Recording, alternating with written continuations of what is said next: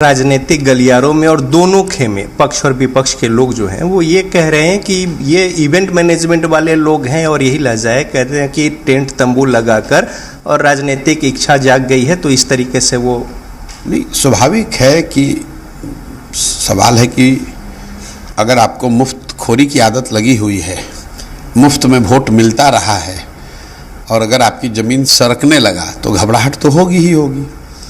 अब मैं टेंट वाला हूँ कि तंबू वाला हूँ कि क्या हूँ, ये तो बिहार की जनता को देखने दीजिए। बिहार में जितने लोग राजनीति करते हैं, मतलब सामाजिक राजनीतिक तौर पर, वैचारिक तौर पर ज़्यादा सारे लोग हमसे प्रबुद्ध हैं, ज़्यादा उनको अनुभव है, ये तो जनता को तय करने दीजिए। और जो मैं कर रहा हूँ उसको भी बिहार की जनता देख रही है। 2 बरस से बिहार के गांव-गांव में पैदल चल के मैं अपना घर परिवार छोड़कर गांव-गांव पैदल गया हूं। और अगर ये टेंट तंबू वाला काम है तो टेंट तंबू वाला ही समझ लीजिए।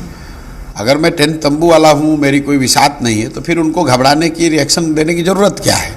फिर काहे पत्र लिख रहे हो कि दल वालों को बता रहे हो कि भैया छोड़कर मत जाओ? जनसुराज ने तो कोई पत्र नहीं लिखा है कि भाई जनसुराज के लोग छोड़कर आरजेडी मत जाइए। हम तो नहीं कह रहे भाई भाजपा मत भागो, तो वो लोग कह रहे हैं कि भैया हमारा दल छोड़कर मत भागो जनसुराज में। तो भगदड़ उधर मची है।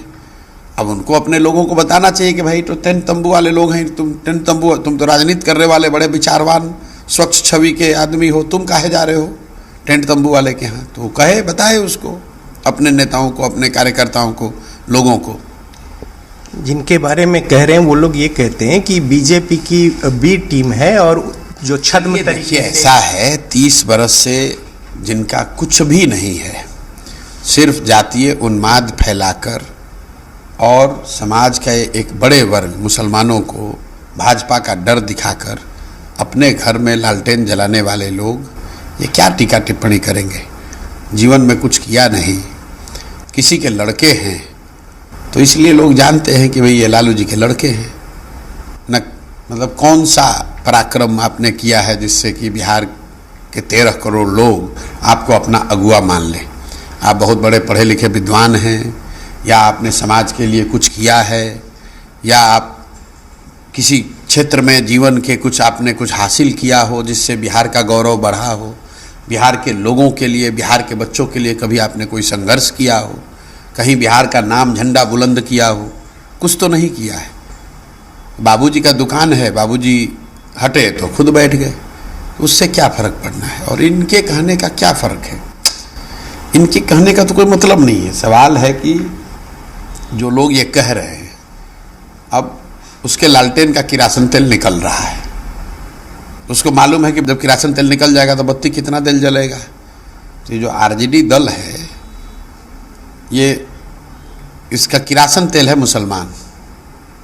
मुसलमानों का सबसे ज़्यादा शोषण अगर किसी ने किया है तो राजद वालों ने किया है, क्योंकि उनके मन में इन्होंने ये राजनीतिक बंधुआ मजदूरी घुसा दिया कि तुमको अगर अपनी ज़िंदगी बचानी है, तुमको अगर भाजपा से सुरक्षित रहना है, तो तुमको हमारे लालटेन में किरासन तेल बन के जलते रहना है, हमारा झंडा उठाना है, हमारे पीछे चलना है।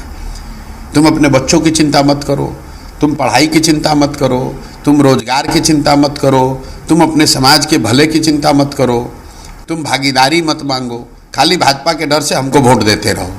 नतीजा क्या हुआ? 30 बरस तक जो समाज आज दलितों के बाद सबसे गरीब और पिछड़ा है, उसको दिखा कि ये तो जनसुराज बेहतर व्यवस्था है, छोड़कर लोग भागने लगे। अब छटपटाहट उनको हो रही कि भाई किरासन तेल निकल गया तो जल के ख़त्म हो जाए, हमारा रोशनी बंद हो जाएगा। तो वो अब घबराहट में बोल रहा है बी टीम है, ए टीम है।